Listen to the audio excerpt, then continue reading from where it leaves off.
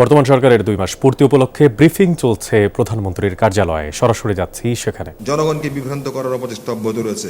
আমরা আশা করি জনগণকে তথ্য জানার সুযোগ অবারিত রাখলে জনগণ বিভ্রান্ত হবে না। অপতথ্য কিংবা মিথ্যা তথ্য দিয়ে জনগণকে কিছু সময়ের জন্য বিভ্রান্ত করা সম্ভব হলেও শেষ পর্যন্ত জনগণের কাছে সঠিক তথ্যটি পৌঁছে যাবে। সুতরাং মূলধারার গণমাধ্যম দায়িত্বশীলতার সঙ্গে জনগণের সামনে নিজেদের ক্রেডিবিলিটি প্রতিষ্ঠা করতে পারলে সোশ্যাল মিডিয়া সত্য মিথ্যা যাচাই জনগণের জন্য সোশ্যাল মিডিয়ার সত্য মিথ্যা যাচাই জনগণের জন্য সহজ হয়ে যাবে। প্রিয় সাংবাদিক বন্ধুগণ, আমি আর কথা বাড়াবো না।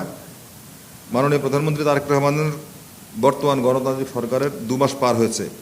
এই 2 মাসের উল্লেখযোগ্য কার্যক্রম আপনাদের সামনে উপস্থাপন করবেন প্রধানমন্ত্রী কার্যালয়ের অন্যতম মুখপাত্র ডক্টর মেহেদী আমিন।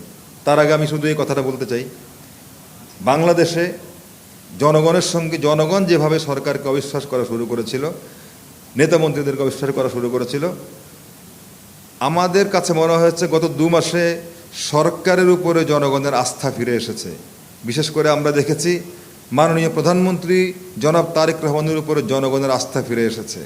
তিনি জনগণের মধ্যেই থাকছেন, জনগণের মধ্যেই হাঁটছেন।